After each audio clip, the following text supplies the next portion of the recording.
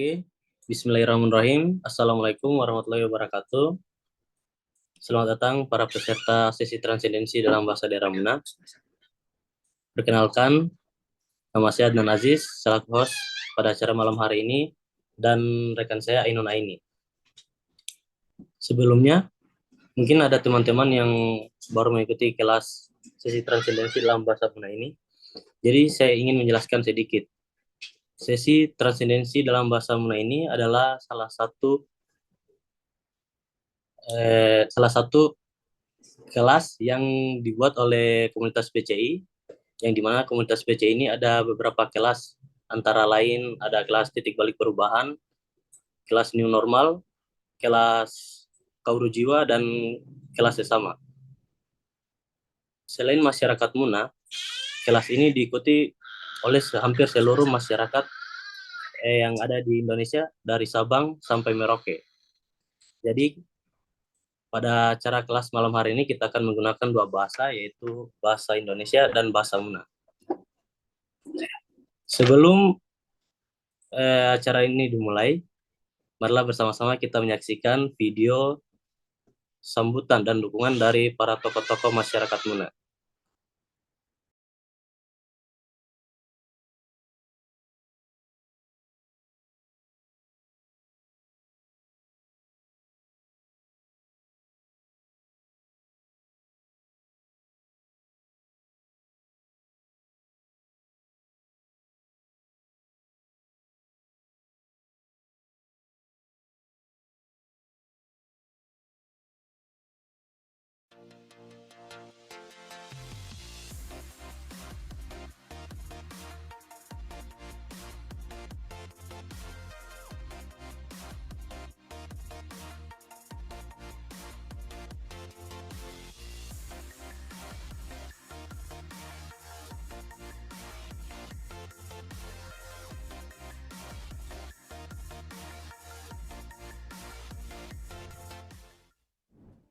Assalamualaikum warahmatullahi wabarakatuh. Saya Haji Bahrun, Wakil Bupati Muna. Saat ini saya diperoleh pelaksana tugas Bupati Muna. Pada prinsipnya mendukung setiap usaha yang membuat kita masyarakat Muna mengenali budaya kita yang dulu, yang masih relevan dan sekarang. Dan mudah-mudahan kita bisa melestarikan budaya ini untuk ke depan masyarakat Muna.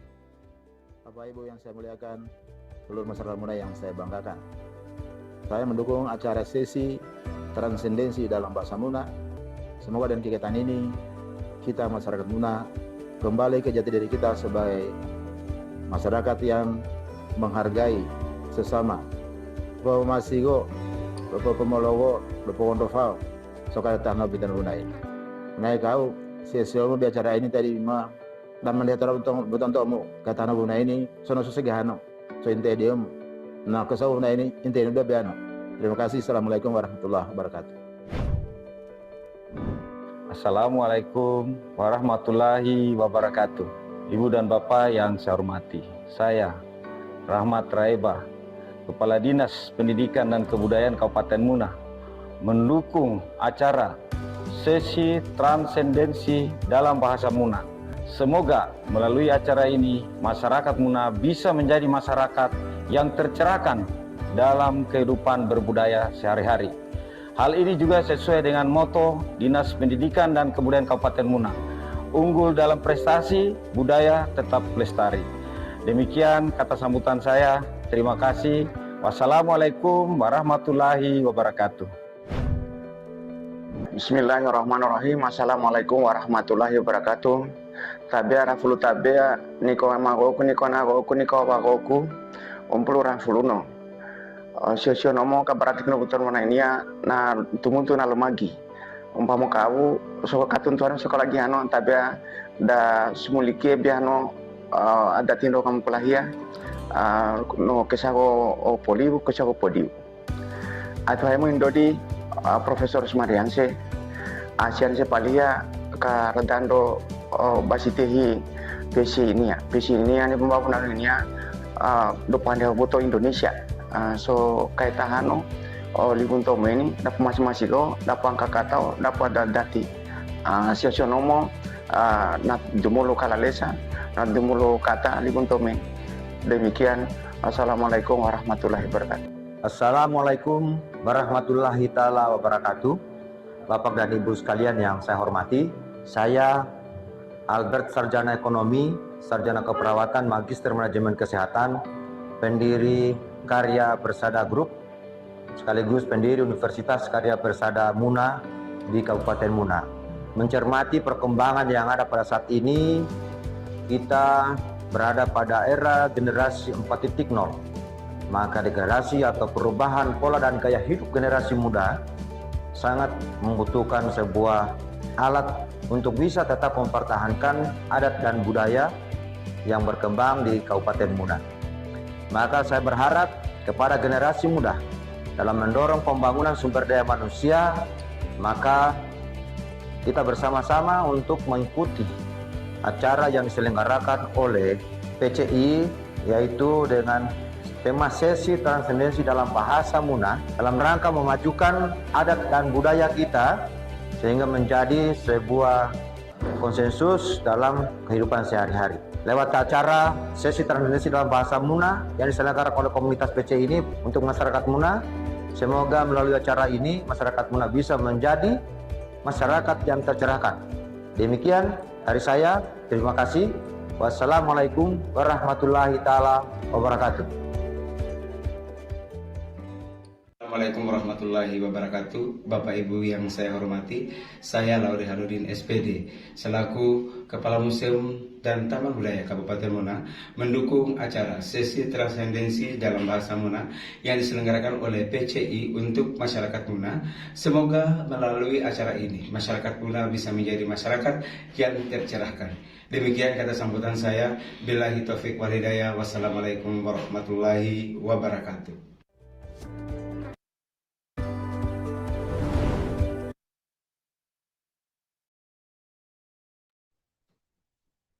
Baik, itulah tadi video sambutan dan dukungan dari para tokoh-tokoh masyarakat Kabupaten Muna.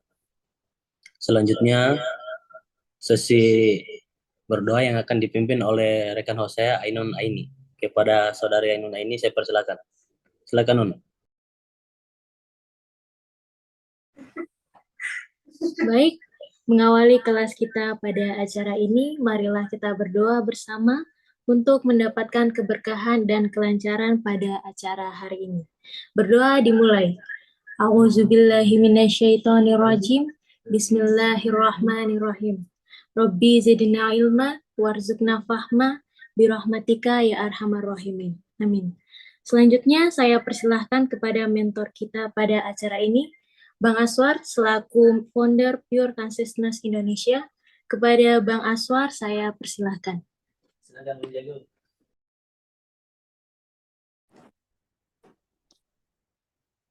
Oke. Bismillahirrahmanirrahim. Assalamualaikum warahmatullahi wabarakatuh. Selamat malam ya. Ini kayaknya peserta dari Munanya masih sedikit. Tapi nggak apa-apa. Jadi tadi itu rencananya saya mau buka dengan bahasa Muna ya. Tapi karena kayaknya lebih banyak orang di luar Muna, tapi nggak apa-apa lah ya. Jadi sekaligus untuk melancarkan kembali lidah saya mengucapkan pembukaan dalam bahasa Muna. Jadi kalau dalam bahasa Muna itu kira-kira pembukaannya itu sapaannya itu dia langsung ke orangnya gitu ya. Misalnya omeafamu gitu ya. Jadi omeafamu itu basitie, bari-barie, kemudian sabangkahiku gitu ya.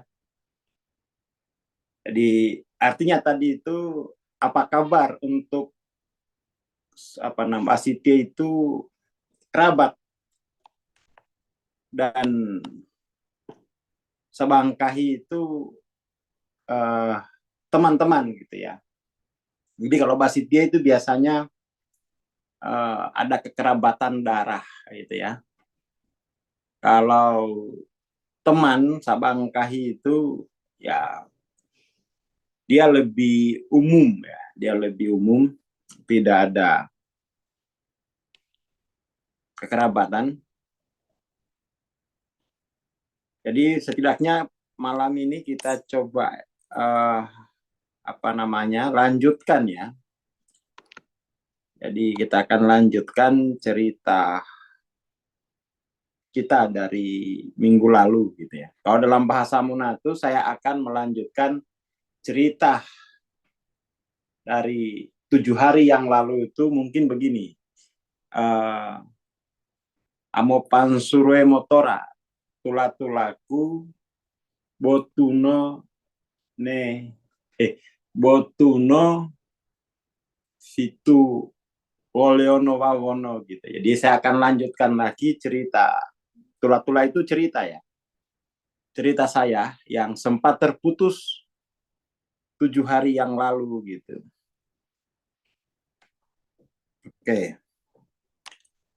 Oke, saya langsung mulai saja ya.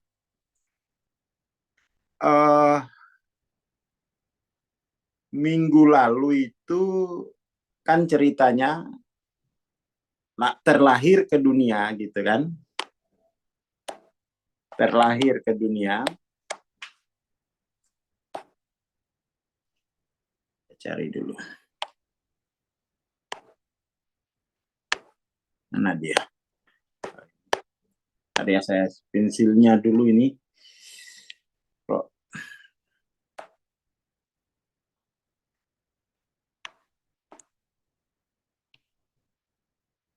Bentar ya. Ya terlahir ke dunia gitu ya.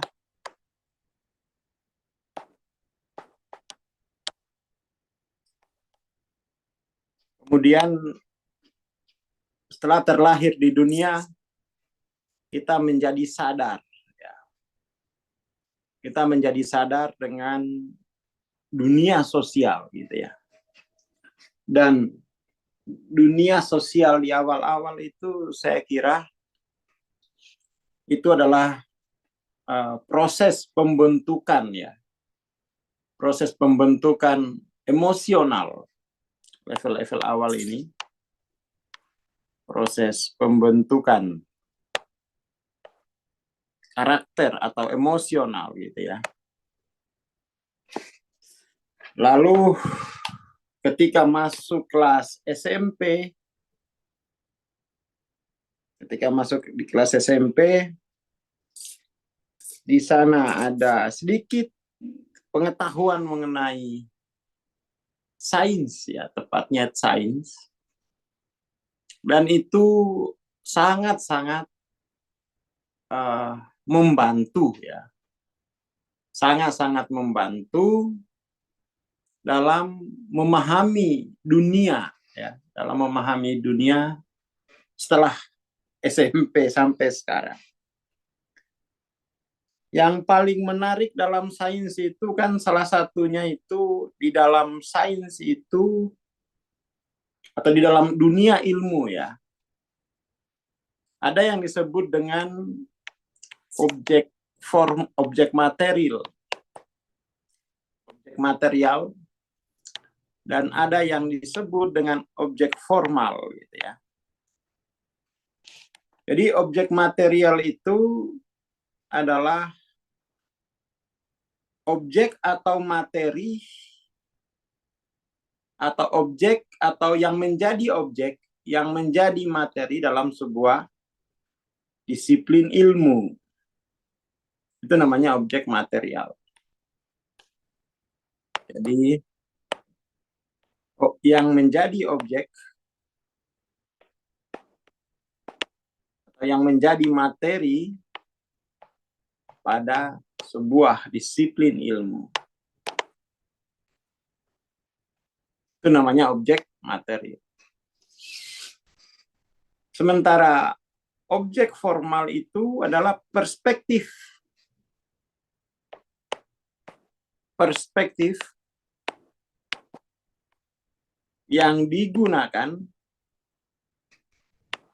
untuk melihat, untuk membaca objek material tadi. Untuk membaca objek material. Di SMP ini sudah dikenalkan. Di SMP melalui pelajaran biologi saya kira ya. Itu kita udah tahu bahwa apa yang tampak ini itu bukan kenyataan sesungguhnya. Karena kenyataan yang sesungguhnya itu berada di balik yang tampak ini. Itu prinsip pertama. Itu prinsip sains. Prinsip pengetahuan itu bahwa yang tampak ini itu bukan realitas sesungguhnya, tetapi realitas sesungguhnya itu di balik itu. Dan untuk mengetahui dunia di balik yang tampak, itu kemudian dibutuhkan perspektif. Ini sebaiknya anak-anak itu tahu ini sejak awal gitu. Paling tidak sejak SMP.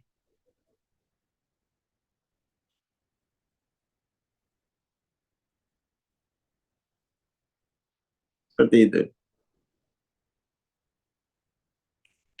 Itu ya. Nah, ya saya cukup menikmati saya di SMP itu. Cukup menikmati karena bagi saya yang anak SD itu pelajarannya kan hanya berhitung dan membaca sebenarnya, sama menghafal. Itu kan di SD dibentuk gitu ya. Di SMP tidak begitu lagi pelajaran. Kita sudah mulai mengenal, diperkenalkan bahwa apa yang kamu lihat di alam tampak ini itu bukan realitas sesungguhnya. Ada sesuatu di balik itu. Dan itu membutuhkan ilmu untuk mengetahui. Nggak bisa kamu malas membaca, itu nggak bisa. Situ saya bersemangat. Ini baru namanya orang sekolah. Lalu gurunya itu memperkenalkan bedanya orang awam dengan orang intelek. Orang awam dengan orang intelek itu, orang awam itu hanya mengetahui yang tampak. Wilayah realitas yang paling luar. Sementara yang disebut dengan intelektual itu adalah yang mengetahui di balik yang tampak. Tambah semangat lagi saya. Tambah semangat. Kemudian berlanjut ke SMA. Prinsip yang saya temukan sejak SMP ini terkonfirmasi lagi ketika di SMA. Waktu itu masih kelas 1 SMEA, saya masuk SMEA. Masuk SMEA, kemudian tuh saya ikut kursus komputer waktu itu. Dulu masih kursusnya itu kan ada yang ngambil DOS dulu ya. Jadi dulu untuk bisa menggunakan aplikasi, itu orang harus kursus sistem dulu. Karena kita tidak bisa mengoperasikan aplikasi tanpa memahami sistem gitu. Sebenarnya ketemu Pak Aswin, teman saya satu ini dia. Pak Aswin itu satu kelas sama saya dari kelas 1, kelas 2, kelas 3. Itu itu juga satu teman kelas, satu teman kursus. Atau teman kursus komputer. Saya dengan Pak Aswin ini sering belajar bersama gitu. Dulu penjual diktat. Ini kayaknya Fasrun ini ya. Dulu dengan Aswin itu kita di SMA itu karena kakaknya Aswin ini adalah apa ya? Kalau nggak salah itu AMD komputer gitu. Jadi Aswin tuh di rumahnya sudah ada komputer gitu. Di rumahnya Aswin sudah ada komputer. Dan saya kemudian tuh sering ke tempatnya Aswin, situ mulai belajar coding gitu. Jadi dari SMA tuh sudah ada coding. Ada coding. Dulu menggunakan tuh banyak bahasa-bahasa programmer itu. Ada namanya COBOL. Ada namanya DBase. Itu di SMA udah tahu saya. Udah ngerti. Belajar di Wamponiki, ya betul. Kita belajarnya di Wamponiki ya. Di SMA. Tetapi dari SMA, di SMA itu hanya mengkonfirmasi apa yang SMP gitu. Bahwa ada objek material, ada objek formal dalam sebuah ilmu. Lalu belajar DOS, kemudian belajar WS. Dulu kalau nggak salah tuh di zaman saya, kita pakainya WS6 atau WS5 gitu ya. WS2 War Start. Nah, di sini yang paling menarik bagi saya ketika mempelajari WS. Itu semua baris perintah kan harus ditulis. Jadi di WS itu apa yang kita lihat di layar itu nanti tidak akan sama dengan yang di print. Itu prinsip itu. Itu mengkonfirmasi bahwa apa yang kita baca di kertas itu tidak sama dengan yang ada di layar. Itu saya juga melihat pada akhirnya dalam dunia komputer juga sama prinsipnya bahwa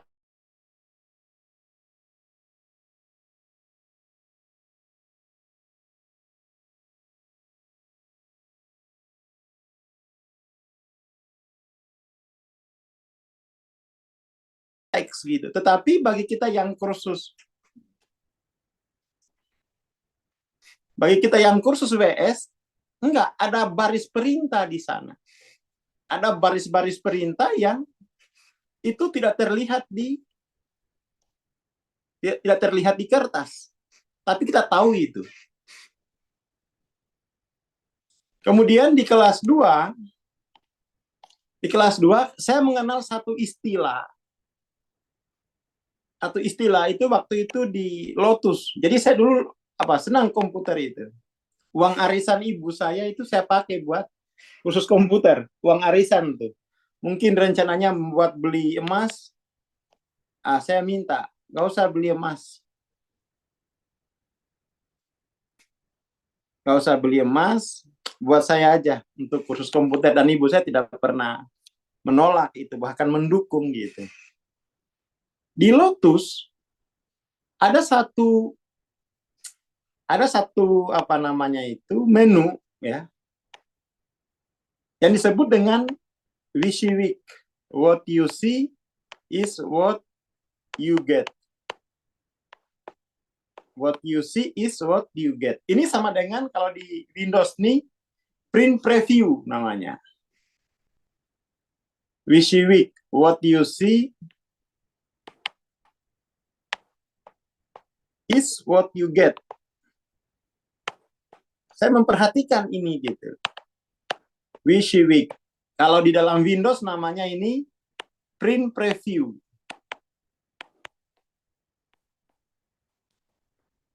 Nah, di sini saya merasa ada lompatan kemajuan dalam dunia komputer di mana kita bisa melihat tampilan layar itu nanti akan sama dengan tampilan di kertas. Itu kan fungsi print preview kan. Tapi dulu namanya di Lotus itu WYSIWYG. Saya kaget. Oh, ini lebih maju ini. Ini lebih maju bahwa apa yang kamu lihat di layar melalui menu WYSIWYG atau print preview itu nanti akan sama persis dengan yang di kertas. Itu akan sama persis. Itu bagi saya itu sebuah lompatan perspektif dalam memahami kenyataan. Tapi bagi orang awam, dia nggak akan kenal itu. Wisiwik, nggak akan kenal. Namanya juga orang awam gitu. Setidak-tidaknya apa namanya itu bekal berpikir itu saya dapat di SMP sebenarnya. Lalu di SMA itu hanya memperkuat itu. Itu satu fase di dalam perjalanan hidup saya di sosial gitu ya. Yaitu di dalam kehidupan sosial saya mengenal apa yang disebut dengan katakanlah paradigma, perspektif. Dalam bahasa Muna, ini untuk orang Muna mana nih?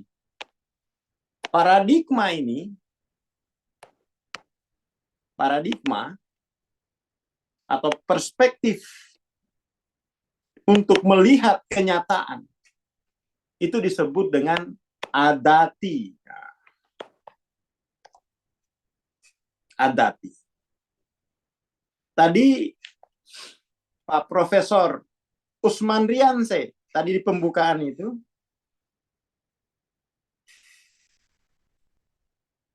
apa namanya? Jadi tadi Pak Usman Rianse mengatakan bahwa kita perlu kembali. Kita perlu renaissance gitu ya. Kita perlu kembali kepada paradigma atau perspektif atau adati kamokulahi wawono. Adati kamokulahi wawono.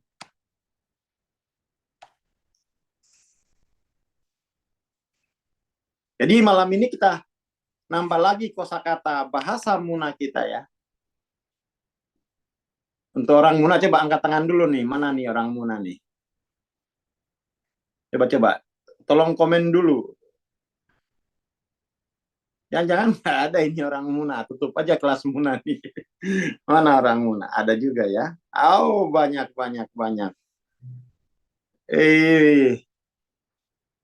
Enggak ada ini yang komen. Oke, Lanan. Oke, Nando, Bembe. Meafahimi itu amulanse dia kita rai. Jadi ya itu jangan dilupakan ya teman-teman ketika kita hidup di sosial gitu. Di dalam masyarakat sosial kita itu ada namanya sains gitu ya. Setidak-tidaknya malam ini kita ada objek formal, objek material. Objek formal ini mungkin adati kalau sekarang. Karena dia adalah perspektif. Jadi objek formal itu ya adatino minoguna.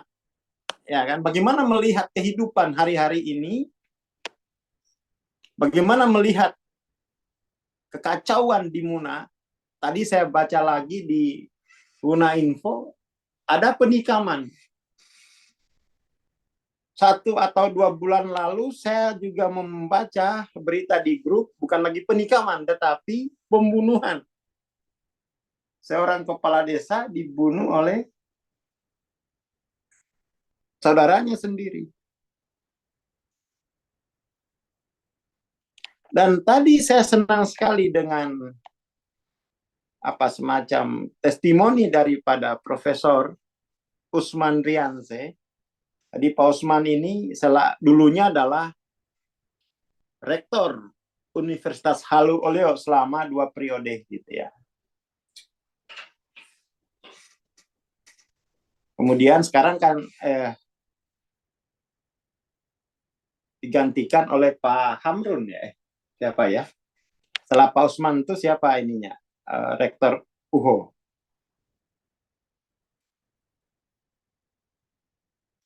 Pak Jamrun ya, kalau nggak salah tuh Pak Jamrun.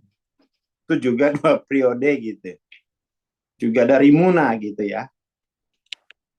Jadi ini jangan sampai itu kita tidak mengerti bahwa di balik yang tampak itu ada kenyataan lain. Dan untuk bisa melihat kehidupan di balik yang tampak ini, orang membutuhkan paradigma, perspektif, atau adati. Bahasa Munanya ini adati. Jadi bagaimana kita misalnya melihat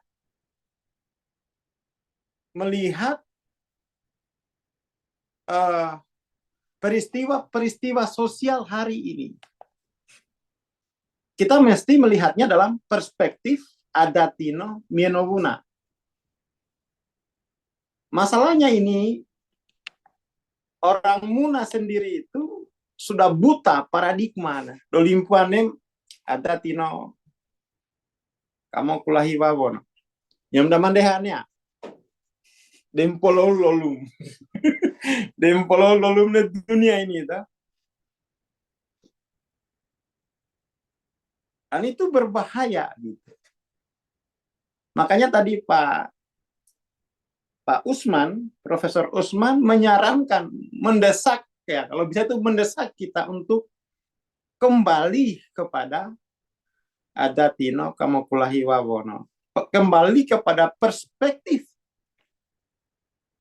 objek formal daripada orang Muna, tapi orang Muna di masa lampau gitu. Jadi kalau kita lihat ini, manusia Muna itu manusia yang tidak terhubung dengan perspektif objek formal leluhurnya.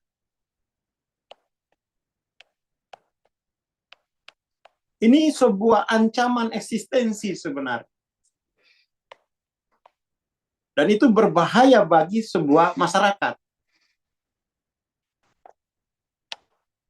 Melalui acara ini saya secara pribadi karena orang Muna melihat itu manusia Muna hari ini adalah manusia yang tidak terhubung dengan objek formal yang digunakan leluhurnya.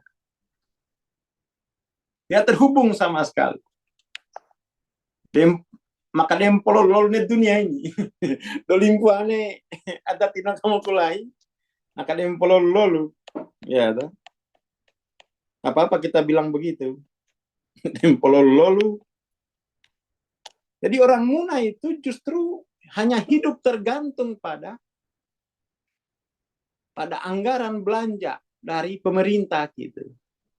Jadi manusia Muna itu karena buta dengan adati kamu kulahi wawono, akhirnya apa? Dia bergantung kepada objek formal yang dia juga tidak tahu itu bagaimana itu dikonsepsikan gitu. Itu terlihat dari kehidupan masyarakat Muna ya. Setelah Indonesia merdeka dia tinggalkan semua itu objek formal leluhurnya dan dia pergi merantau kemana-mana. Istilahnya nempolol lalu di dunia ini sampai no kantibe kata no dunia. Artinya itu orang Muna kemudian itu menjadi bodoh di dalam dunia ini. Karena dia bodoh, dia kena pelet dunia. Apa pelet dunia? Materialisme. Bahasa agamanya itu hubudunya. Kalau hubudunya, kalau bahasa Muna, ya atau no dunia. Jadi bagi orang Muna, di masa lampau, orang yang orientasinya adalah hanya material, itu adalah orang yang kena katau. dia terkena katau. Katau itu semacam pelet. Jadi dunia ini punya pelet. Katau namanya. Katau no dunia. Apa itu? Materialisme. Materialisme. Ini nanti kita akan menjadi pokok bahasan berikutnya ya. Jadi orang Muna itu sekolah dari kelas 1 kadang sampai sarjana itu untuk membedakan objek materi dan objek formal itu masih bingung dia. Masih bingung. Kenapa? Itu kena katau no dunia. Dia sekolah hanya untuk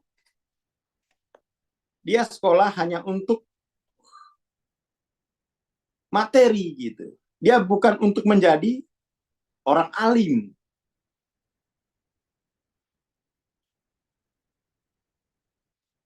Jadi bahasa Qur'annya itu orang Muna itu tidak punya lagi spirit untuk menjadi orang alim. Padahal leluhurnya di masa lampau itu alim dia. Hanya saja mungkin kurang literasinya, kurang budaya literasinya. Orang alim itu kalau di Quran ada istilah ya. Ada istilah Quran itu tentang orang alim yang sesungguhnya disebut dengan al-rasihuna fil ilmi. Al-rasihuna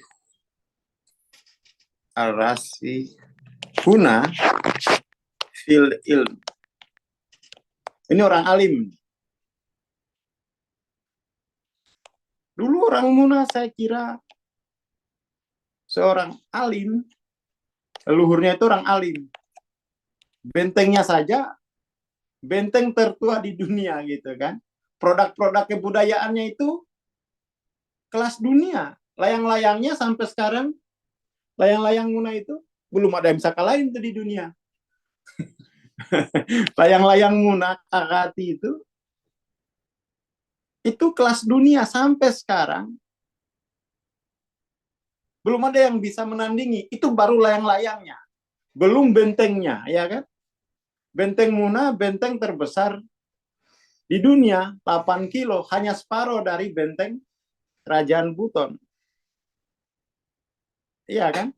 Jadi, itu menunjukkan bahwa dulu pasti nenek moyang kita dulu adalah seorang yang alim.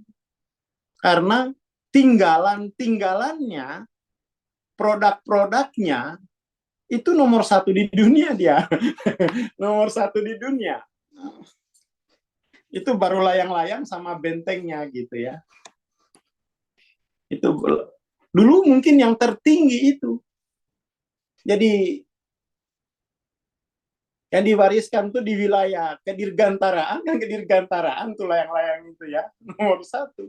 Sudah mengenal hukum-hukum langit, dalam pengertian itu dirgantara ya, tanda kutip. Seperti itu. Tapi orang Muna sekarang, dalam hal ini, masyarakat Muna, krisis. Krisis. Belum lagi saya dengar, peredaran narkoba, ya kan? Nggak tahu angka perceraian di Muna tinggi atau bagaimana ini. Tapi kayaknya juga mulai tinggi angka-angka perceraian. Jadi itu menunjukkan masyarakat Muna betul-betul bukannya lupa dengan adati itu, bukan. Kalau lupa itu kan pernah ingat. Nggak ingat sama sekali, terputus sama sekali. Bukannya lupa. Kalau lupa itu pernah. Ini nggak pernah sama sekali. Nggak pernah. Akhirnya anak remajanya itu larinya ke narkoba untuk mencari kebahagiaan. Larinya ke handphone untuk mencari kebahagiaan gitu. Ah, ini ciri-ciri sudah ini. Ciri-ciri.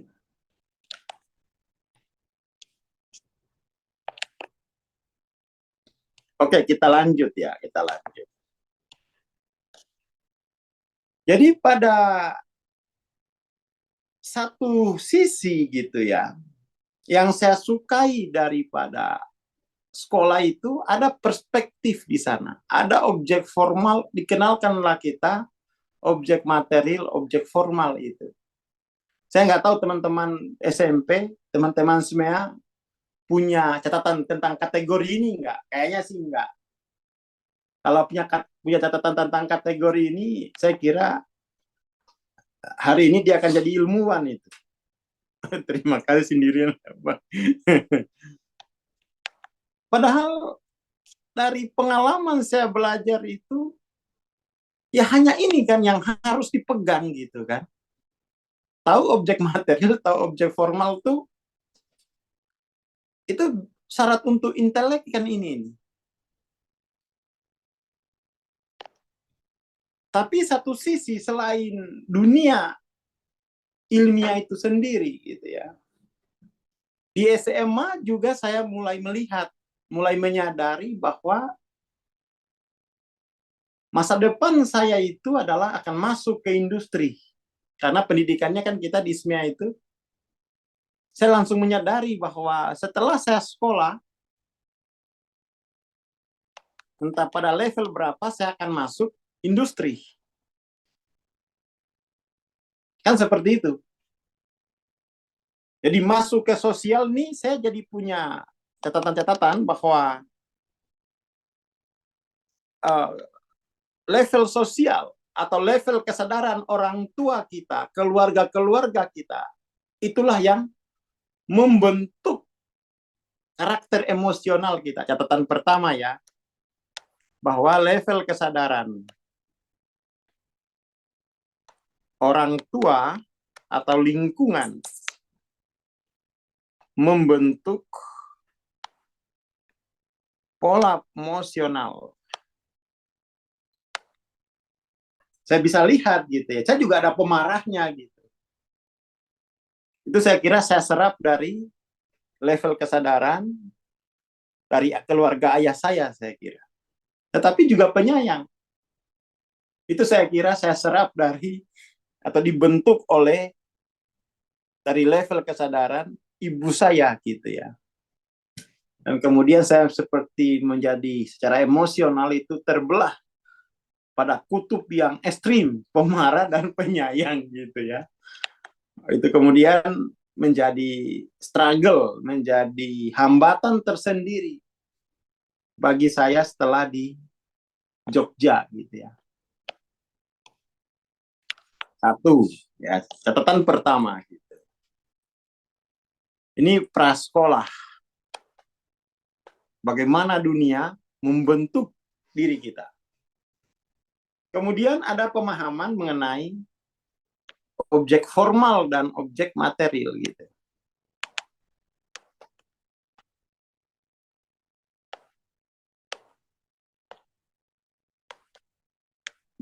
Dari pemahaman ini saya kemudian tuh sebenarnya dari dulu kepingin jadi ilmuwan. Karena ini dunia ilmu ini adalah harapan masyarakat kan. Tapi sayang gitu ya, sayang saya tidak bisa secara formal itu punya pendidikan. Tapi saya belajar mandiri gitu. Karena saya punya dasar untuk memahami buku-buku itu. Buku apa saja. Mana objek formalnya, mana objek materialnya. Biar saya lihat juga. Ini kan fungsinya ya, untuk melihat sendiri. Tanpa ini kita hanya akan menjadi penghafal, mesin penghafal. Seperti itu. Kemudian selain yang kedua ini, ada lagi yang ketiga itu yang saya temukan sejak SMA gitu. Kalau SMP tidak berpikir sama sekali bahwa saya harus ngapain itu di sosial-sosial, masih jauh dari pemikiran semacam. Di SMA itu sudah dekat. Karena ketika SMP, ibu dan paman saya yang merupakan kakak beradik itu sudah mulai membahas secara sosial saya ini harus ngapain setelah sekolah gitu. Ya kan? Itu udah dibahas tuh setelah SMP saya. Dan pembahasan itu saya dengar gitu. Saya akan dibawa kemana setelah ini gitu. Lalu saya dengarlah mereka, nanti dia SMA, kita sekolahkan dia di SMEA. Setelah itu nanti kuliah, nanti jadi PNS dia nanti. Om saya menjamin itu, om pejabat. Kepala Samsat ya. Di zaman itu loh. Ya kan? Zaman sekarang aja kan. Bisa langsung masuk database tuh. Saya dengar itu gitu. Dan itu ya bagi saya yang sudah mengetahui ini, mendengar itu waduh. Saya akan ditempatkan di posisi itu gitu. Ya tapi nggak apa-apa, saya oke lah. Puncaknya di SMA. Saya kabur dari rumah. Ini yang bantu saya itu Fasroni ya. Satu-satunya orang yang paling dicari om saya karena telah membantu saya lari dari rumah itu Fasrun. Dan lari ke tempatnya dia gitu kan. Saya nginap dulu di tempatnya dia. Karena nggak mungkin saya lari ke rumah, karena itu pasti akan tinggal diambil lagi gitu. Jadi fase-fase kita dari katakan lahir ke dunia itu sepenuhnya dalam kontrol kekuasaan kan gitu ya.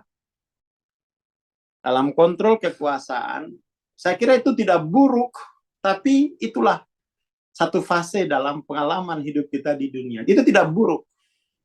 Semua orang saya kira menjalani fase itu.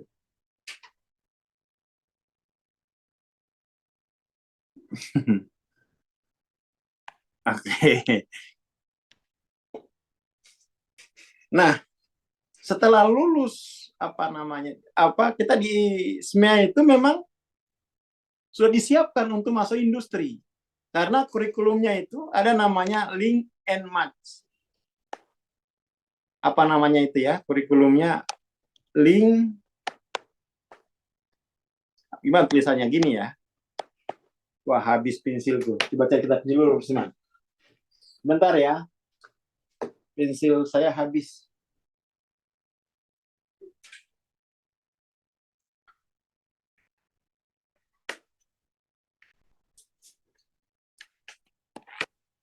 Jadi ada semacam kebutuhan di SMEA itu, di mana kurikulumnya itu adalah kurikulum yang disiapkan agar bisa terserap di pasar kerja gitu.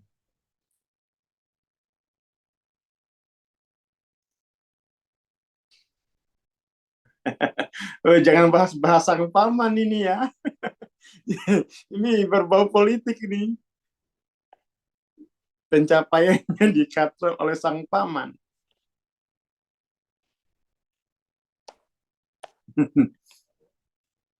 Jadi di SMEA memang kita mempelajari apa yang dibutuhkan industri. Situ saya mulai. Saya di SMP baca filsafat toh. Di SMEA mulai harus menyesuaikan industri. Situ saya sebenarnya mulai tidak happy gitu melihat masa depanku. Saya tidak happy karena ya satu sisi saya suka dengan dunia katakan itu ilmiah, tapi di sisi lain realitas fakta sosial itu membutuhkan orang tua harus kamu buru-buru punya status sosial.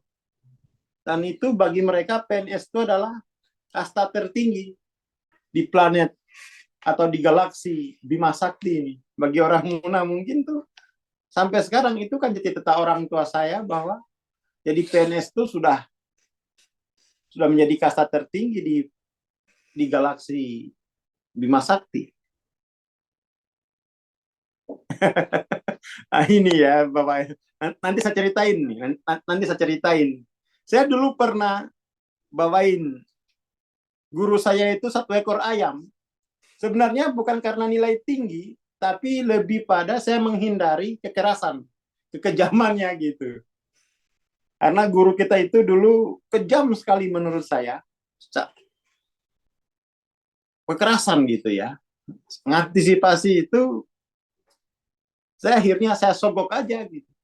Setidaknya dia kenal saya secara emosional. Saya sogok 1 ekor ayam gitu. Saya sogok saja gitu. Sejak saat itu saya nggak pernah dimarahin. Kalau Fasrun kayaknya pernah dipukul Fasrun. Kalau Fasrun seingat saya pernah dipukul. Besoknya gurunya itu dibawain keris. Ah, saya yang tahan-tahan tuh, jangan Run, jangan tikam gurunya gitu ya. Mungkin Anasmea tahu semua itu ya, guru kita itu. Ya tapi gimana pun juga, itu guru kita. Saya menggunakan cara, pokoknya saya sogok aja lah. Daripada saya terancam jiwa saya sogok. Sogok pakai ayam gitu ya. Udah selesai, dia kata ibu saya gitu. Udah bawain ayam aja, nanti kamu dikenal itu. Kerisnya keris megalamat. Itu jadi di SMA justru saya menyaksikan kekerasan dalam struktur sekolah itu gitu. Padahal di rumah saja saya nggak ada budaya begitu gitu. Di sekolah justru saya menyaksikan kekerasan. Maka ibu saya minta tolong ke ibu saya, gimana caranya nih biar selamat. Udah bawain ayam aja gitu. Mintanya apa? Kamu bawain. Itu cara untuk mengatasi fragmentasi ya, jiwa kita gitu. Kasih hadiah dia. Kasih hadiah. Itu cara mengatasi fragmentasi antara jiwa guru itu dengan jiwa saya. Pakai hadiah.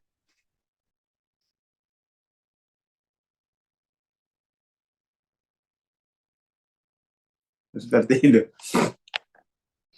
Dan nyatanya memang, ya saya nggak kena. Saya nggak kena. Saya nggak kena. Karena fragmentasinya diatasi dengan hadiah. Ini salah satu hikmah saling memberi hadiah gitu untuk mengakhiri keterfragmentasian gitu ya. Ya, itu dari ibu saya. Nyogok guru galak itu kecerdasan, kata Gus Bah. Gratifikasi. Iya. Ya, itu solusi dari ibu saya gitu ya. Kasih dia hadiah. Dia minta apa kita kasih.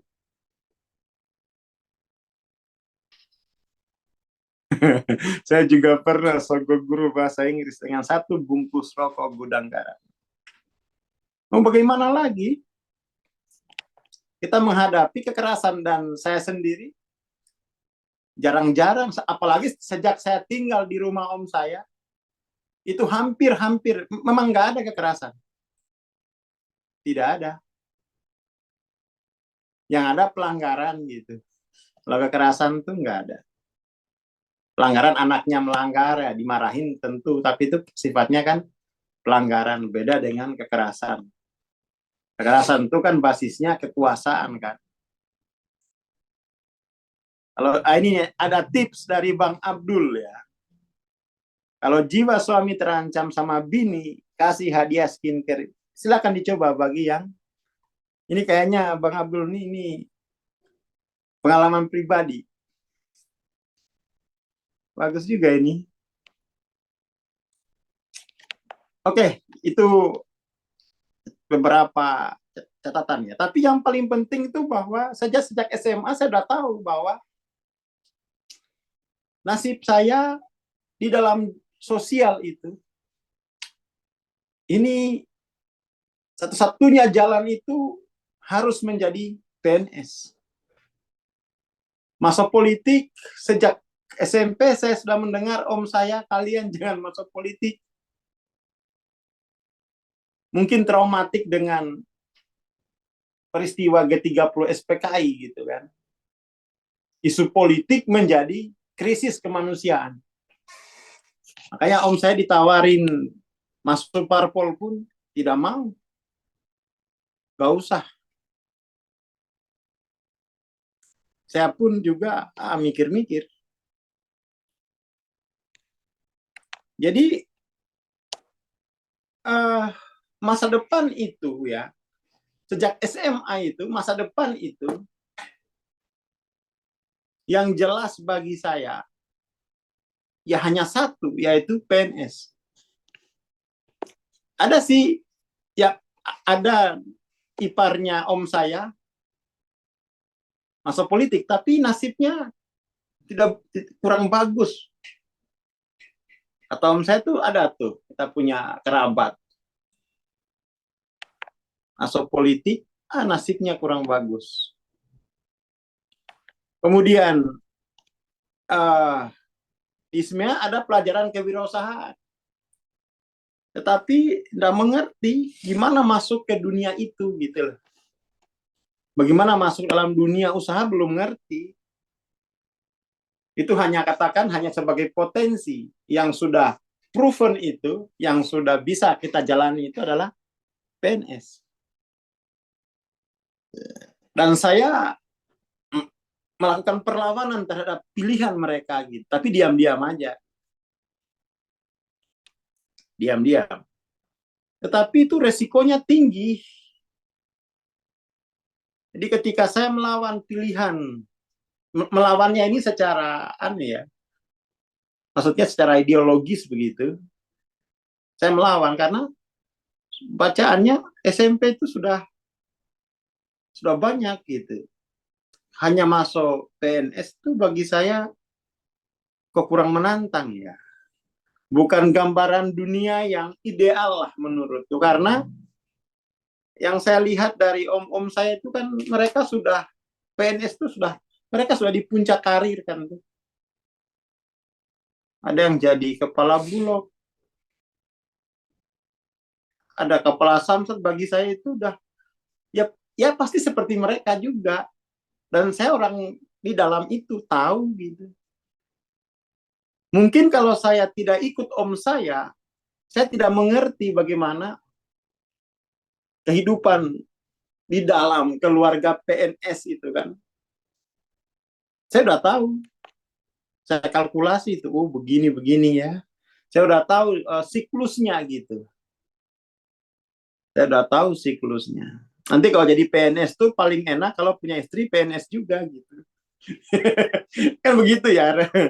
Ya kan gitu. Jadi kalau jadi PNS paling enak istrinya PNS. Kalau nggak PNS tuh repot tuh. Bisa oleng tuh. Om saya istrinya PNS. Bibinya Fasrun istrinya om saya tuh kayaknya. Bibimu ya Run? Ya bibinya Fasrun tuh. Kalau nggak salah ibunya Fasrun sepupu sekali dengan istrinya om saya.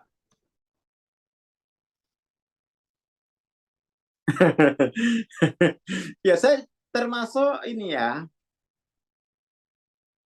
Saya termasuk melihat itu gitu. Apalagi yang saya tinggal itu om saya itu kepala samsat.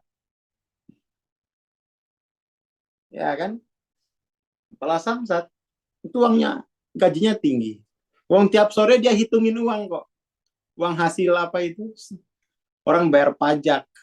Dan itu kan dia pegawai provinsi ya, bukan Pemda tingkat 2 dia Pemda tingkat 1 tuh. Sama satu lagi kakaknya mama saya tuh dia kepala bulog kepala bulog di pensiunnya di Kendari sih.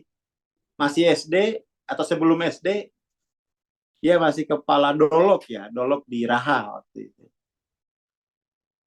Kepala dolok di Raha, BUMN kan tuh ya. Juga itu saya lihat ya seperti itulah kehidupan PNS. Makanya ketika saya melihat arah saya kok mau masuk ke dunia itu, saya tidak happy gitu. Saya tidak happy, tapi saya juga nggak tahu harus kemana kan. Karena secara sosial tuh arahnya kan gini, level sosialnya ya, sosial level masyarakat itu kan bisa kita bikin sebenarnya. Satu, petani. Maksudnya petani di Muna, bukan petani di Kambara. Kalau petani di Muna tuh enggak ada orientasi bisnis kan. Ya ini tidak ada masa depan ini, jalan di tempat kehidupan. Bukan petani yang kayak di Cianjur. Bukan, petani ya memang ya petani kayak di Muna gitu. Kemudian ada pedagang di pasar. Kalau kita bisa level nih. Ada pedagang. Wah, itu saya juga tahu dunianya pedagang di pasar. Mama saya pedagang di pasar. Tahu saya. Bapak saya petani. Mama saya pedagang. Ini masa depan nggak ada ini. Hanya untuk survive. Ketiga, PNS. Lah PNS saya sudah tinggal di dalam pusat, katakan pusat PNS itu kan. Hanya seperti itu. Dan itu bukan dunia ideal. Sepertinya nggak ideal banget ya. Hanya ini. Lalu kemudian ada juga bisa menjadi politisi. Tapi tidak ada keluarga saya yang politisi. Jadi saya nggak ngerti. Dan paling jadi pengusaha. Pengusaha juga nggak ada gambaran gitu. Tetapi ada potensi ini gitu. Kalau politisi saya kira ini saya sudah coret, tidak minat gitu karena diwanti-wanti sama om gitu ya. Jangan masuk situ. Nanti bisa berakhir di penjara hidupmu gitu. Nah, kemudian tuh satu-satunya hal ya tinggal pengusaha ini. Tapi saya nggak tahu caranya gimana. Saya nggak tahu caranya. Jadi sejelas itu struktur kehidupan di sosial gitu loh. Jadi saya kira orang harus sadar dengan struktur kehidupan di sosial gitu. Ya arahnya hanya seperti itu. Happy nggak dengan struktur itu? Saya termasuk orang yang tidak happy dengan struktur yang ada. Oh, kalau dukun, nantilah saya ceritain ya. Ceritain. Keluarga bapak saya ada yang dukun tuh. Oh, dukunnya bukan dukun. Dia bisa tahu di mana gitu. Dia pakai burung dukunnya tuh. Perempuan. Tapi nantilah saya ceritain kapan-kapan kalau ada nyambung ke sini ya. Ya mancing-mancing Mas Imam. Seniman juga di Muna nggak ada contoh seniman di sana ya. Pemain gambus saja dia. Jadi bukan, itu jauh sekali. Tidak mungkinlah saya masuk ke struktur itu, kan itu prinsipnya. Petani juga tidak mungkin saya masuk ke struktur ini karena bapak saya tidak mengizinkan kami untuk pandai menggunakan alat-alat itu gitu. Jadi kami dari kecil tuh nggak pernah bekerja di kebun, nggak pernah, dilarang. Karena sekali dia bisa, dia nggak mau belajar. Jadi kayaknya bapak saya tidak ingin masa depan anaknya itu seperti dunia sosialnya dia. Itu salah satu visi bapak saya. Meskipun dia nggak tahu kemana dia ke depan, tapi setidaknya dia tidak ingin semua anaknya itu seperti dirinya. Karena terlihat dari dia tidak pernah memperkenalkan kami dengan peralatan-peralatan pertanian itu. Malah ditakut-takutin. Kamu jangan masuk di sini. Ini banyak durinya.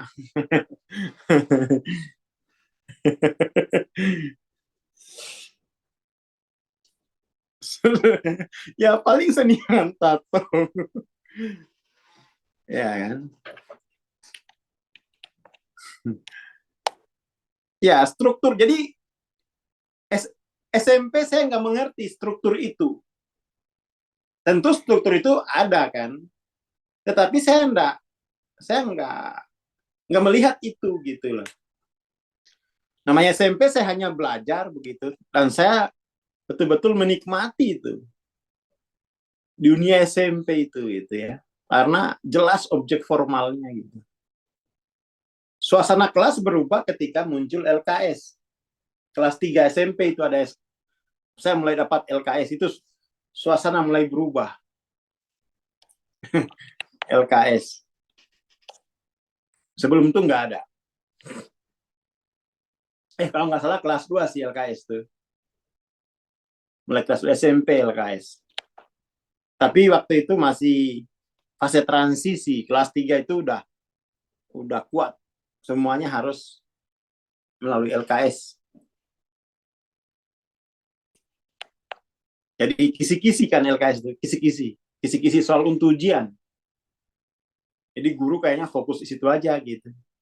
Tinggal cari penerbit yang kansnya dekat dengan kisi-kisi ujian itu. Salesnya datang tuh ke sekolah, ngelobi kepala sekolah kayaknya. Saya sering lihat sih. Sales LKS. Kayaknya orang Jawa. Ya. Jadi ini fase-fase yang saya tandai gitu ya. Yang saya tandai, saya catat sebagai pedoman saya untuk membaca kenyataan. Saya udah pintar membaca kenyataan. Gimana udah jelas? Ada objek formal. Ya. Saya membaca kenyataannya karena memahami objek formal itu.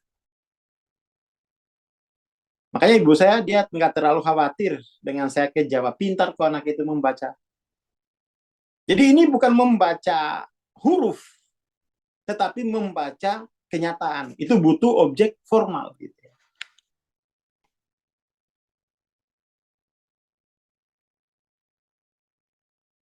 Jadi di SMA saya udah bisa membaca kenyataan.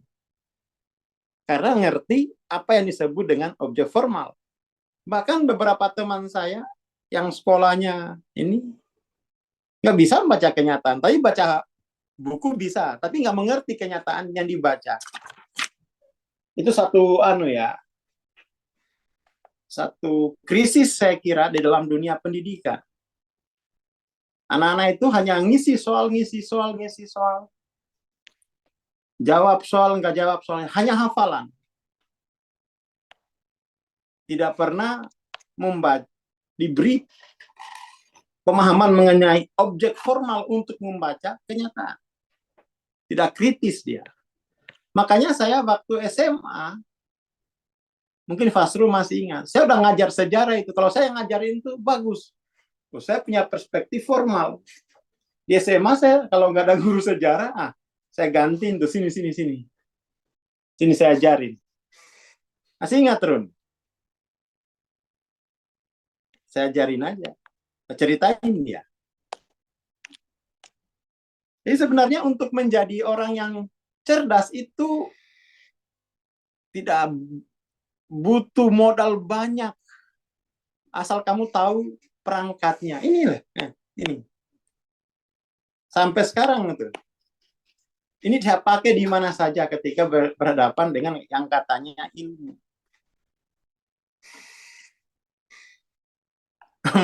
Malah saya disuruh honor sama Pak Guru sejarah gitu. Kamu honor aja katanya buat ngajar.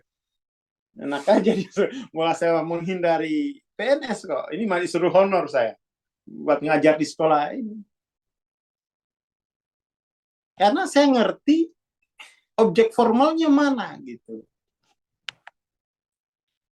Ngerti itu. Jadi saya nggak mau mati konyol.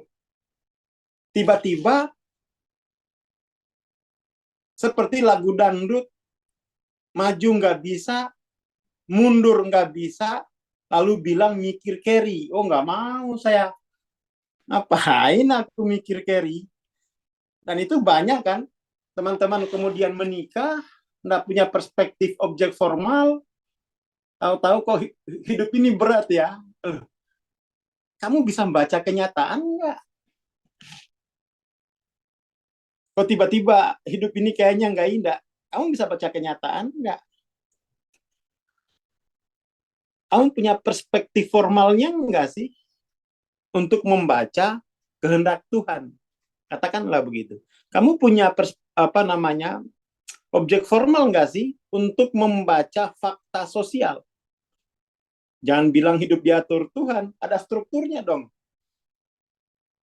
Ada strukturnya. Jadi dengan pemahaman yang seperti itu, dengan modal memahami objek formal, objek material, kemudian ngeh dengan struktur sosial. Ngeh dengan struktur sosial, saya ke Jogja, saya ke Jogja sama Fasrun waktu itu. Kita ijazah belum keluar, kita sudah berangkat gitu.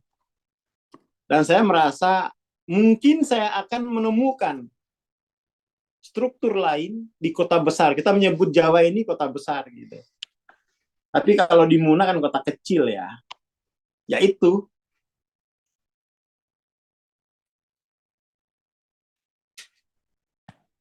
kemudian saya ke Jogja. Ini udah mendekati krisis. Ini udah mau sampai 2002 saya ke Jogja sama Fasrun. Modal saya adalah bisa membaca kenyataan. Tinggal sedalam apa kan yang bisa saya baca. Tapi saya tahu itu. Saya tahu. Makanya saya paling gelisah, paling banyak, paling cepat habis uangnya karena saya ke shopping. Dulu toko buku shopping itu kan. Karena saya harus menemukan sesuatu yang baru dari tumpukan buku ini gitu loh. Jadi saya tidak betah di kos gitu. Saya beruntung di Jogja itu ngekos sama Fasrun. Jadi urusan masak-memasak itu Fasrun tuh ahlinya. Yang pergi belanja itu Fasrun. Itu saya salah satunya paling berterima kasih lah itu sama Fasrun tuh. Ya pada akhirnya masalah-masalah sehari-hari di dapur Fasrun yang selesaikan. Fasrun. Jadi itu salah satu orang yang paling yang paling menurut saya berjasa itu salah satunya itu Fasrun. Ketika saya membaca dan Fasrun tidak pernah merasa ini gimana ini Bang Aswar hanya baca-baca gimana, enggak, dia kayaknya ikhlas banget gitu ya, ikhlas. Dan selama sama Fasrun kami nggak pernah berselisih omongan satu kata pun tuh nggak pernah. Selama sama Fasrun dari SMA sampai 2000 berapa kita di rumahnya Pak Jubaid itu 2010 2011 lah kayak. Sekalipun tuh tidak pernah saya berselisih posisi, berselisih kata dengan Fasrun. Nggak pernah. Orangnya lihai, satset ya.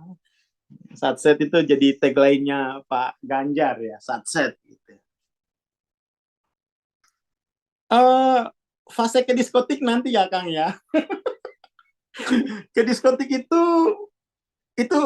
fase kesombongan itu. Karena kemudian tuh saya merasa tahu cara menghasilkan uang. Sabar ini. Oke. Masih jauh diskotik, masih panjang ini kan perjalanannya. Ini masih 2002. Masih 2002. Belum krisis. Malam ini kita akan cukupkan sampai pada di krisis. Karena habis ini ada kelas Probolinggo ya. Tapi setidaknya poin-poin ini itu harus dikenalkan ke anak-anak gitu. Jangan sampai dia nggak ngerti dunia sosial. Dalam dunia sosial itu ada dunia sains, ada dunia industri, ada dunia masyarakat gitu ya. Nah ini Fasrun Bongkar ini sering main biliar dia di Pakualaman gitu. Oh mainan saya udah main biliar, saya udah. Tahun 2004 cekelan saya biliar. Itu udah fase diskotik, mainnya main biliar. Itu masih umur ya 18, 19-an lah. Jadi sekarang kalau diajak main biliar tuh saya udah itu dunia masa lalu gitu. Gak usah ngajak-ngajak begitu. Itu saya sudah lewat. Bapak sudah tua, Bapak sudah tua gitu ya. Main biliar tuh kan dunia yang mahal itu. Bayar mainnya. Dan minumannya, makanannya kan nggak ada sawerannya, nggak ada.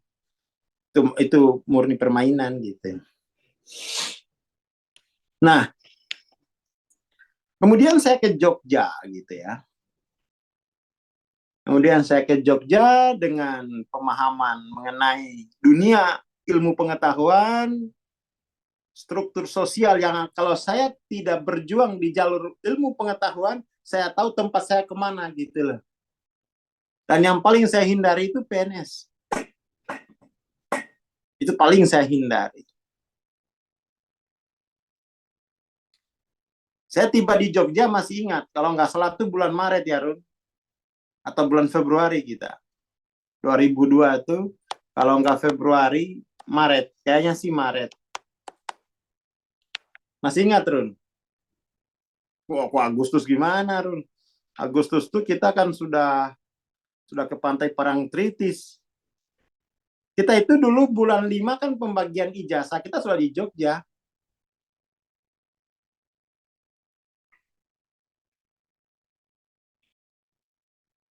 Kita bulan Februari atau bulan Maret lah ke Jogja itu, karena kita lebih dulu pembagian ijazah itu bulan Mei. Pengumuman kayaknya bulan Februari deh, Run, pengumuman kelulusan tuh. Kita kan setelah pengumuman langsung pergi sebelum pembagian gitu. Kita kan perayaan kelulusan tuh nggak di Raha. Kita perayaannya itu di gelombang pertama kita tuh.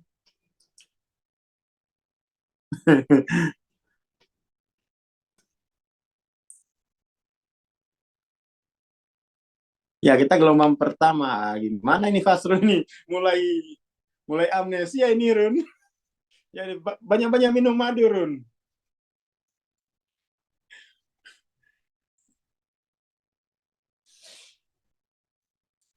Yang seperti itu. Kemudian tuh tibalah di Jogja gitu ya. Masalah pertama bagi saya dengan kota Jogja itu adalah suhu. Terlalu dingin bagi saya. Biasa di kampung. Masalah kedua adalah lidah saya. Makanannya manis. Saya pernah sama Fasrun jalan-jalan ke Malioboro makan kupat tahu. Makan kupat tahu saya hampir muntah gitu. Aduh, ini kok manis gitu ya. Ada kol mentah, ada toge mentah. Ya, saya dari dulu sering sariawan ya. Saya sering sariawan. Sekarang saya tahu kalau sariawan itu stres berat gitu ya, depresi. Saya sering sariawan. Hal yang paling apa ya? Jadi 2002 masuk Jogja ya, satu sisi ya mungkin ada dunia baru yang saya akan lihat di sini. Mungkin ada kenyataan baru yang akan saya bisa baca dan siapa tahu itu menarik bagi saya gitu. Saya waktu itu gitu. Akhirnya tuh sama Fasrun saya masuk magistra kan. Saya masuk magistra kursus waktu itu. 3 bulan pertama saya ikut akuntansi. 3 bulan kedua saya udah pindah gitu. Ini akuntansi saya menguasai sampai sekarang. Ngapain lagi saya pelajari? Saya coba ke informatika gitu. Informatika pun jadi 3 bulan di akuntansi, 3 bulan di informatika, dan informatika pun saya nggak happy gitu. Ya nggak happy. Wah, ini dunia yang apa ya? Ya dunia komputer waktu itu baru-baru kan gitu ya. Tapi kemana ini? Akhirnya saya tinggalkan juga. Akuntansi, masuk informatika, saya tinggalkan juga gitu. Untung tidak ambil kebidanan. Ya ngapain ambil kebidanan, Run? Membalisando. Jadi itu awal-awal petualangan saya mikir gitu. Ini gimana sih? Saya sampai di kota besar malah saya stres gitu. Setelah saya baca, akhirnya nggak ada yang beres gitu. Akuntansi enggak, informatika enggak. Kemudian saya pergi kerja saya. Saya pergi kerja. Waktu itu ya kerja di Kolombia gitu ya. Waktu itu yang lamar gitu. Dan diterima gitu. Akhirnya waktu itu dapat gajinya itu dulu 360 gitu.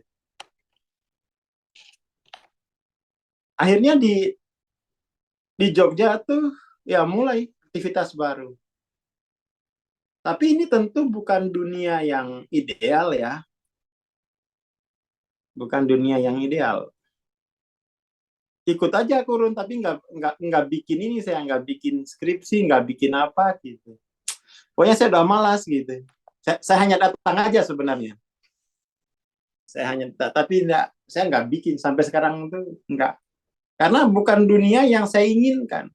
Ngapain aku kayak orang bodoh gitu menjalani sesuatu yang saya baca ini bukan ini tidak akan membawa saya kemana ini.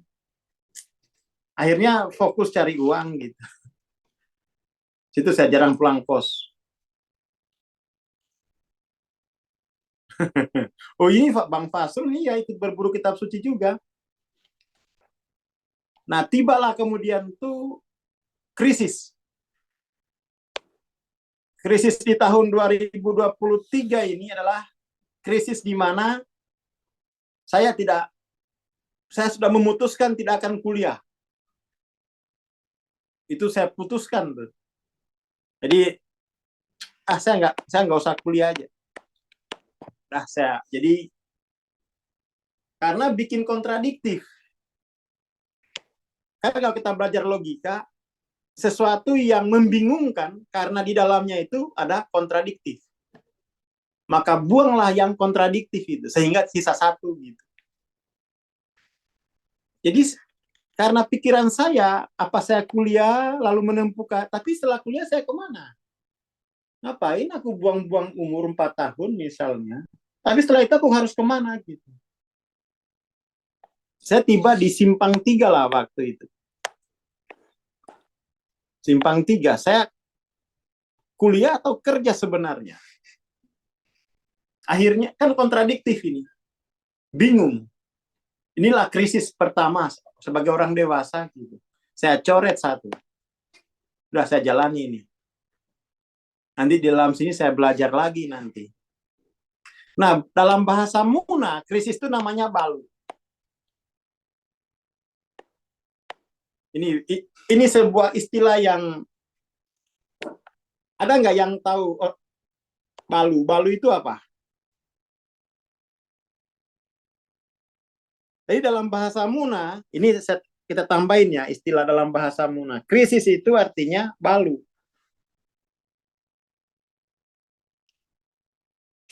Oh, balu. Apa itu artinya balu, Run? Balu.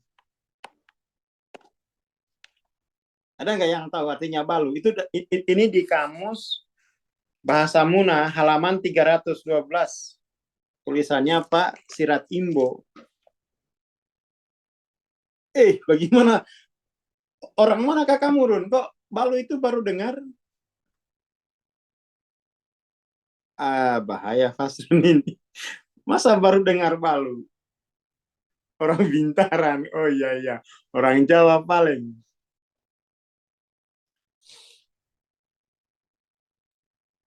Coba orang Muna. Mana orang Muna?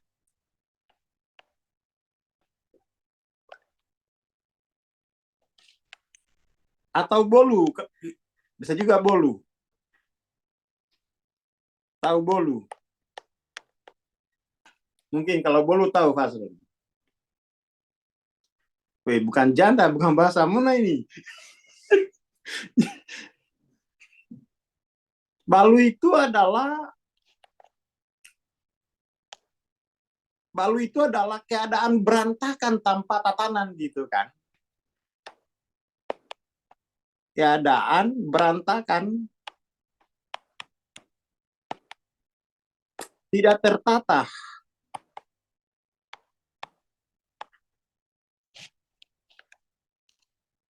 Ingat nggak? Bolu. Balu itu notikam burui, itulah krisis. Keadaan berantakan, tidak tertata, itulah krisis. Jadi orang-orang yang masih krisis sampai hari ini itu, kamu pakai bahasa Muna aja arti krisis. Itu keadaan berantakan yang tidak tertata, dan yang harus kamu lakukan adalah menatanya gitu. Bukan ya Allah selesaikan krisisku, enggak, kamu harus menatanya.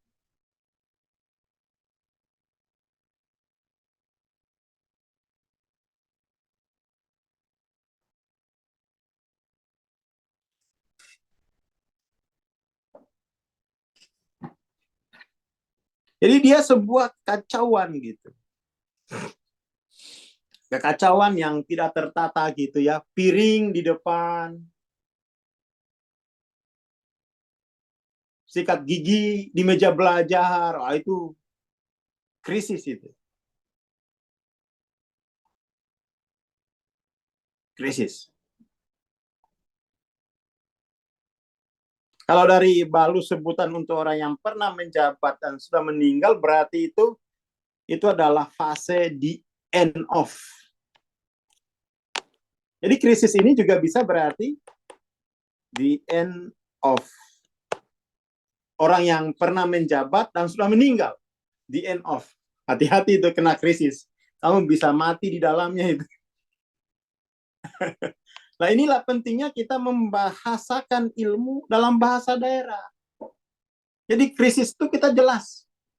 Ya bolu, kalau dalam artian keadaan, itu adalah kekacauan, tikamburui. Kalau dalam pengertian yang disebut parafidin ini berarti the end of. Akhir dari sesuatu. The end of, itu krisis. The end of, the beginning of.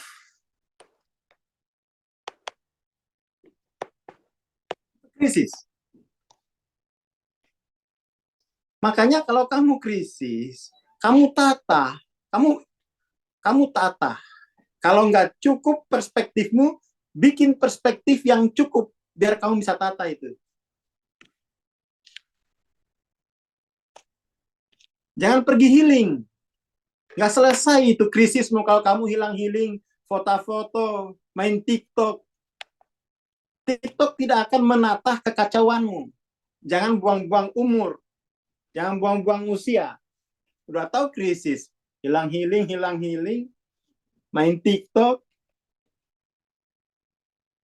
Karena dia tidak mengerti apa itu krisis. Nah, kita orang Muna harusnya itu ngerti karena kita punya kosakata ada gitu. Keadaan berantakan, tinggal kamu tata. Nah, menatanya inilah butuh objek formal, butuh perspektif. Kan begitu.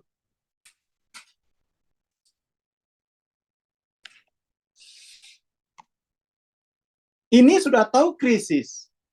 Masa bodoh dia, dikiranya akan selesai, nggak meledak. The end of nanti kamu. Healing ke candi. Wah, itu nyindir saya kayaknya nih. Saya di candi ngajar. menata di sana. Menata. Jadi teman-teman Basitie Sabangkahi Mienoguna Numarakanu Melodadiha ini itu krisis namanya. Berarti Nando Nobari Balumu masih banyak kekacauanmu. Titik. Kekacauan di mana itu terjadi? Di dalam dirimu. Tata itu. Tata.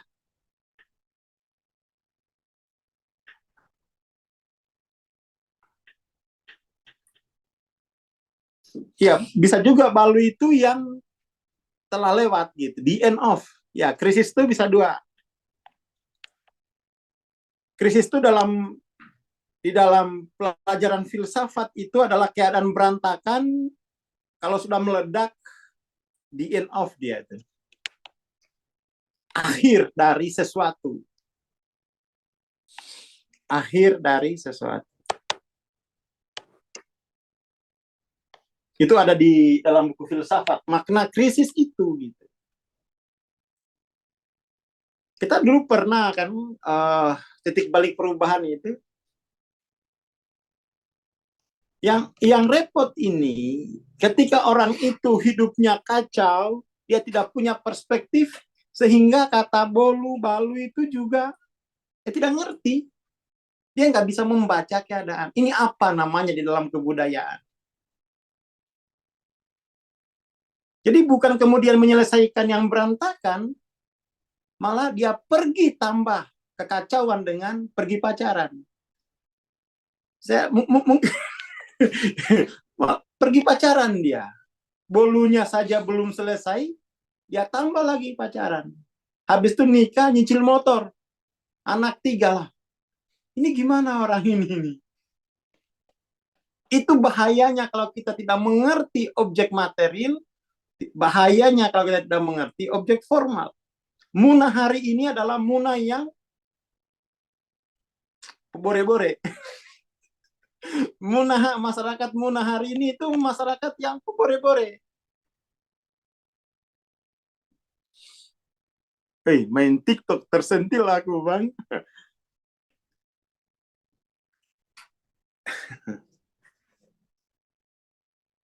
Ini ada pertanyaan ya, apakah krisis yang sama dengan quarter life crisis? Ya pokoknya krisis mulai dari anak-anak, kecil, quarter life itu, pokoknya itu artinya, kalau quarter ini kan hanya periode-periode krisis.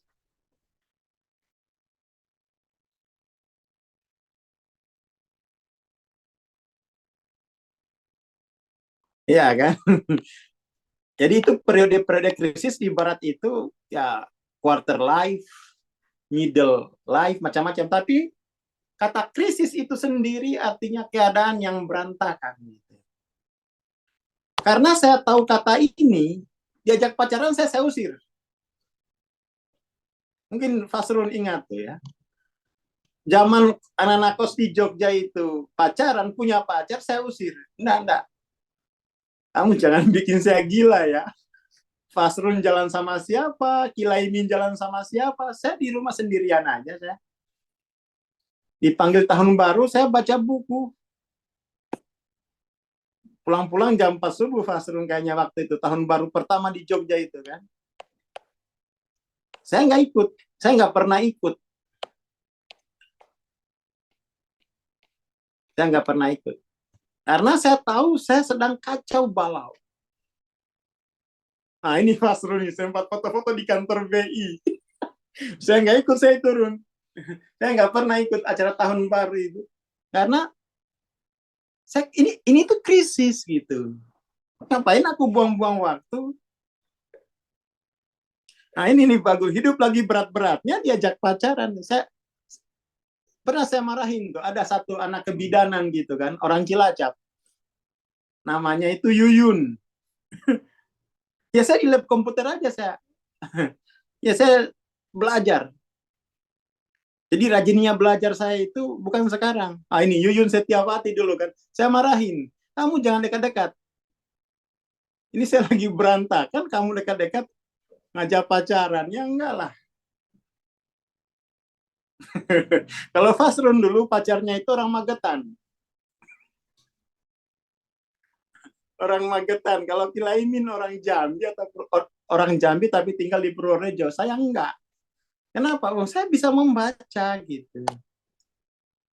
Orang saya lagi krisis. Sampai sariawan saya krisis. Saya krisis terus gitu. Sariawan terus. Nah ini, Run.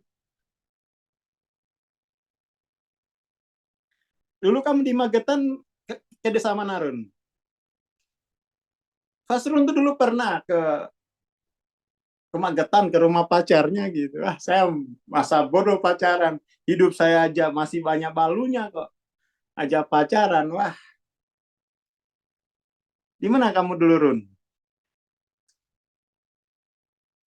Kalau Fasrun katanya itu pacaran itu ya itulah baru namanya laki-laki harapan pemuda harapan pemudi.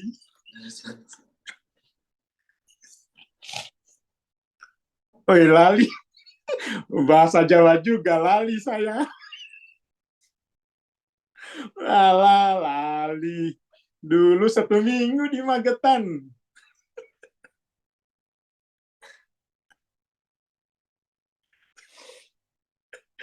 Rasul 1 minggu di Magetan, tinggal di Magetan ya. Ya pahit memang kisahnya gitu ya. Memang pahit akhirnya gitu. Atau jangan-jangan ini ngejum sama istri.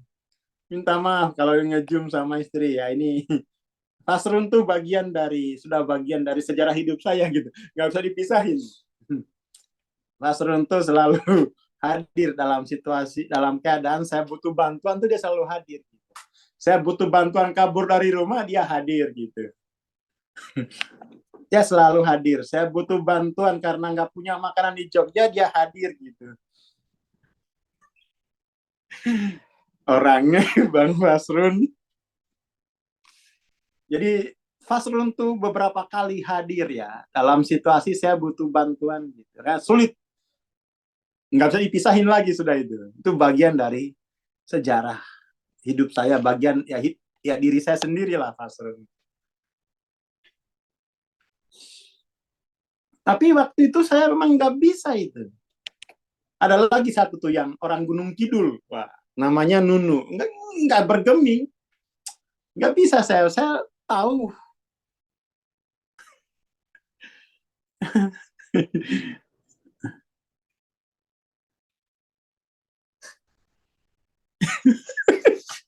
Nggak bisa karena saya tahu ini ada bolu gitu. Saking saya menghadapi krisis itu, bolu, saya jalan kaki itu dari Bintaran ke perpustakaan daerah dekat rumah Jumrotul sekarang itu, Perpusda. Saya jalan kaki gitu. Kalau nggak punya uang lagi, jadi tahu krisis, nggak punya mentor, uang terbatas, saya tidak menyerah. Saya sudah tiba di katanya pusat ilmu di Indonesia. Saya tidak mau menyerah. Saya ke perpustakaan UGM, saya ke Perpusda, saya ke perpustakaan sastra di Malioboro, saya datangin mana ini. Dan setiap saya pulang nggak dapat apa-apa karena mereka tidak menjelaskan apa yang saya alami. Ujungnya saya cari tempat meditasi. Karena saya cari buku saya membaca kencang. Akhirnya saya pergi cari tempat meditasi gitu.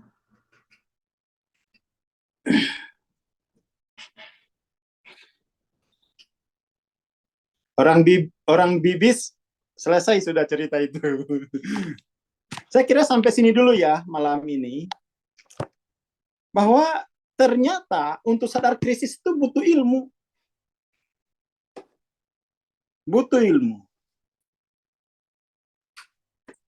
Jadi Fasrun bisa banyak cerita sama saya itu.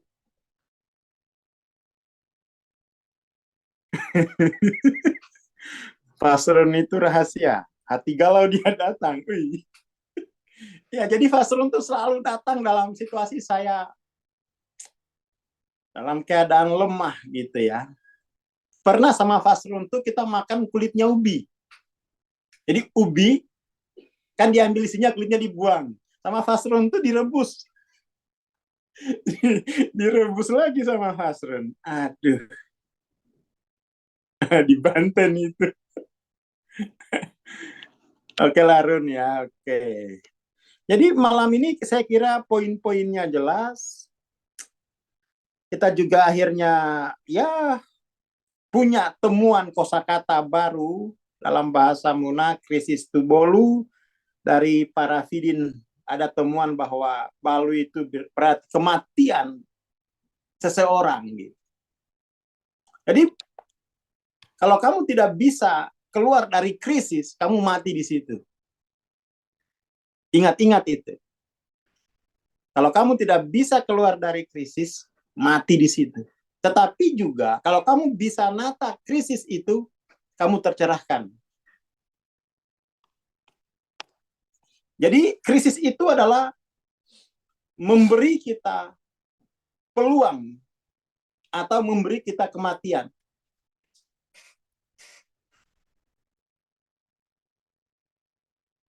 Wih, ini Fasrun ya. Terima kasih ilmu dan penjelasannya. Mbak Hadi akan selalu tersenyum. Siap. Nah, saya berguru ke Mbak Hadi dengan Fasrun. Hati-hati. Anak-anak, udahlah, beliin handphone, jangan nambah krisis nanti. Nambah bolu, jangan ditambah. Jangan ditambah. Dan sebelum krisis ini kamu bisa tata, jangan bawa siapapun ke dalam, karena itu kuburan kematian tuh krisis itu. Kuburan kematian. Ini kita beruntung sekali malam ini para Fidin memberi kita temuan kosakata baru. Ya kan? Balu itu artinya kematian seorang pejabat. No balum.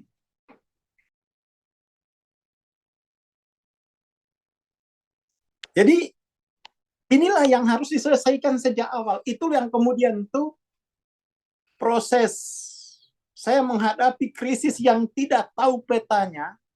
Masuk perpustakaan Jogja, UGM, Perpusdah, Kota Baru, Perpustakaan Sastra di Malioboro. Mungkin Fasrun belum tahu itu. Perpustakaan Sastra itu. Pernah saya cari di mana rak-rak yang bisa memberi saya. Setiap rak itu saya cari. Siapa tahu ada panduan di situ. Nggak menemukan apa-apa. Nggak menemukan apa-apa.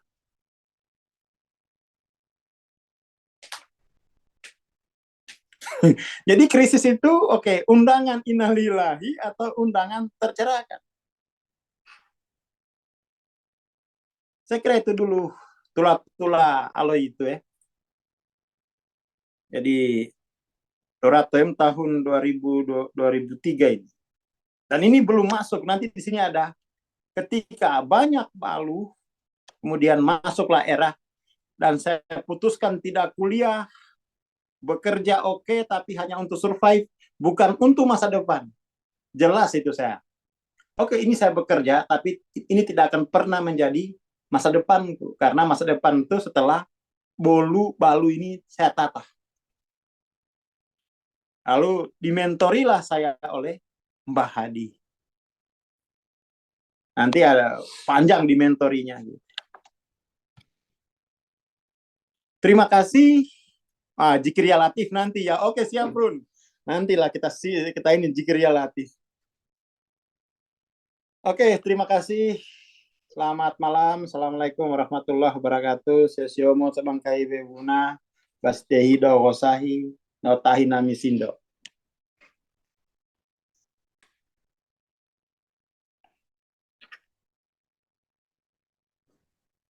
Baik, terima kasih Bang Aswar, terima kasih para peserta sesi transendensi dalam Bahasa Muna pada malam hari ini. Demikian selesai sudah rangkaian acara kita pada malam hari ini. Sampai jumpa pada pertemuan selanjutnya, yakni pekan depan hari Rabu, tanggal 20 Desember 2027. Saya akhiri, Assalamualaikum warahmatullahi wabarakatuh.